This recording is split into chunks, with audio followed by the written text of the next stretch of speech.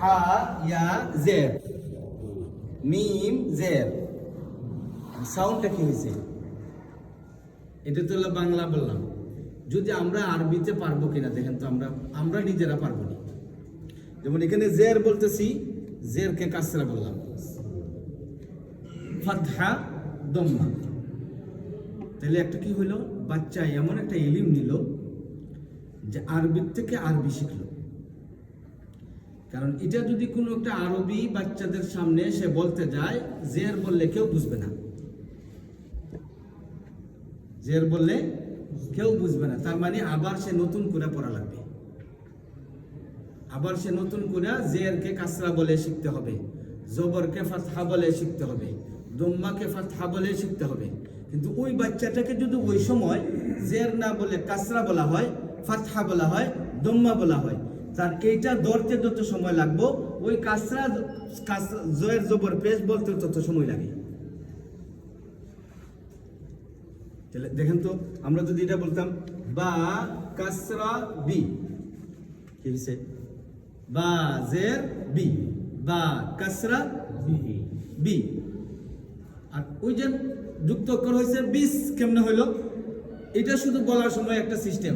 একবার যদি ঠিক করে নেয়, সাকিনওয়ালা অক্ষর, তাজদিদওয়ালা অক্ষর বারবার আসতেছে, বারবার আসতেছে, বারবার আসতেছে, বারবার আসতেছে, হাজারবার আসতেছে, প্রতি আয়াতে কয়েকবার আসতেছে। দেখেন, সিন সুকুন, কি হইল?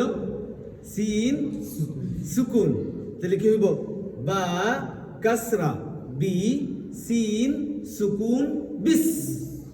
এবার এই বিসটা হয়েছে তার আন্তর্জাতিক মানের বিস, আলমী, লুগা, যে কোনো আরব দেশের আরবিরা এটা সে বোঝানো সম্ভব। সে যখন বলবে বা কাসরা বি, সিন সুকুন বিস, মিম কাসরা মি, লাম শাদ্দা ও ফাতহা। দেখছেন, দেখা যায় শুধু খালি বলাটা, লাম শাদ্দা ও ফাতহা, মিল লা, মিল লা। হা কাসরা হি, হা কাসরা হি, র শাদ্দা ও ফাতহা, হির র, হির র। হা সুকুন রহ, হা সুকুন রহ, মিম ফাতহা মা। এখানে আপনি আপনার নতুন একটা জিনিস তাকে শিখাইতে পারেন। দেখেন, আমাদের বাচ্চারা কোরআন পড়ে, কিন্তু মধ্যে তুমি কোথায়, এটা কি কারণে মধ্যে তুমি সে বলতে পারে না, কিন্তু মধ্যে টান কিন্তু সে দেয়, টান কিন্তু দেয়। এই জায়গায় যদি তাকে আপনি শিখাইতেন যে দেখো, এই আলিফ, এই ওয়াও, এই ইয়া, এই তিনটা অক্ষর হলো মদের। তিনটা অক্ষর কি? মদের। এটার গঠন দুইটা, ছোট বড়, ছোট বড়। কথাটা বুঝছেন? জায়গায় জায়গায় পাইবেন। কারণ এখানে আলিফ সাকিন, ডাইনে জবর, ওয়াও সাকিন, ডাইনে পেশ, ইয়া সাকিন, ডাইনে জের। এবার দেখেন তো, এখানে আলিফ সাকিন, ডাইনে জবর আসেনি, এটা মধ্যে তবি। এটার নাম কি? মধ্যে তবি। বাচ্চাটারা যদি বলেন আপনি এটার নাম মধ্যে তবি, তাহলে একবার শিখলো, এই আয়াতে ধরেন পারলো না, পরের আয়াতে পারবো, পরের আয়াতে পারলো না, পরের আয়াতে পারবো, পরের আয়াতে পারলো না, পরের আয়াতে পারবো। কারণ কি, প্রতি শব্দে শব্দে এই মতটা আসতেছে। কারণ আপনি যদি আরবিতে বলেন আলিফ সাকিনা, কাবলাহা ফাতহা, মধ্যে তবিঈ হারাকাতাইন, সকালটা কি? মা। তাহলে এ পর্যন্ত আপনি মদের অক্ষর কই পাইলেন?